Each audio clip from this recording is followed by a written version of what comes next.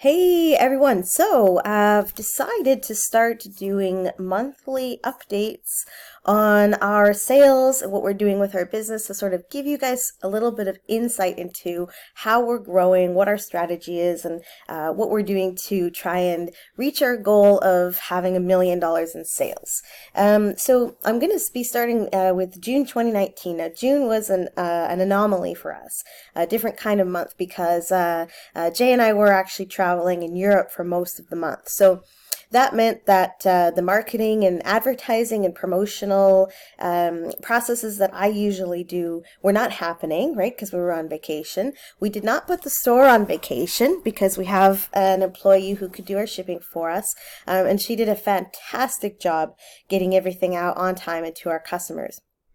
But because two-thirds of our company essentially was away on vacation, that meant fewer listings were being posted.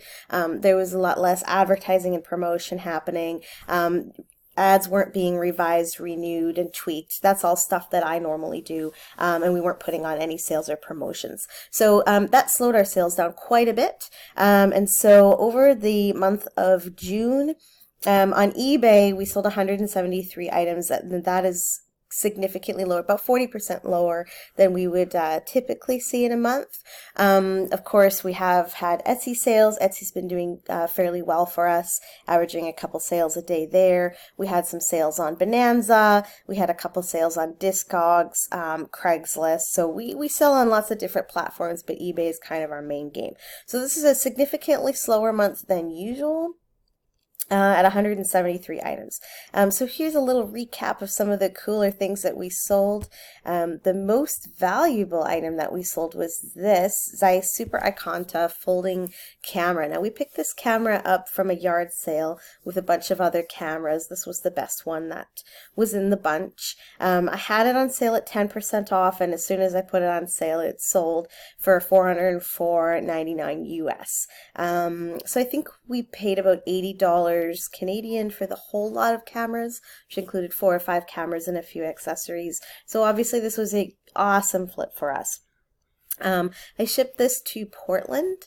The buyer was actually from China. So we had an interesting thing happen with this one where the person said that the shutter wasn't releasing and they didn't want to pay to fix it. And I said, well, actually, in my listing description, if you scroll down, it says the shutter doesn't release when you press the button. So we had a little bit of a miscommunication there, but it seems to have worked out okay. This camera is worth quite a lot more than $405 if it's refurbished. So I still feel good about the sale. I think the buyer got a really good deal. So that was our best sale of the month. Some other notable ones that were kind of cool was this Sega lot, Sega Genesis. We've been selling a lot of electronics. We had a huge score back in the spring and another smaller score a couple months later. Lots of old electronics, computer peripherals and components and video game stuff. So this was all from that. So when we sell our video game systems, we very rarely fully test them. We put in a disclaimer that they're not fully tested, that we've plugged them in. We talk about what lights come on, what spins, and note anything that we observe. And I know this goes against a lot of advice that people would get, but we actually typically don't test out all our video game systems. For that reason, we tend to sell them for a little bit lower price, but we just find that for us, the time involved to maximize the price, the time needed to fully test everything, every little detail and every component of the system, it's just not worth it for us. That's just how we do it. So anyway, this one sold for $200 US. We were really happy with that sale. Buyer seems to be happy. And then this sale is also kind of a cool thing. This Jane Mansfield hot water bottle. If you're not familiar with this, it was a promotional product where they used Jane Mansfield's lovely body and created a plastic water bottle about 22 inches tall in the shape of her body. And there's old advertisements from the late 1950s that you can see of Jane Mansfield modeling in a pool that's full of these hot water bottles. It's the most ridiculous thing. Anyways, we picked this one up at an estate sale. We paid up a little for it. I want to say we paid $40 Canadian or 60, so it wasn't a massive profit, but we were still pretty happy with the price that we got for this at 135 US. So lots of good sales on the month. Our bread and butter items continue to pay off.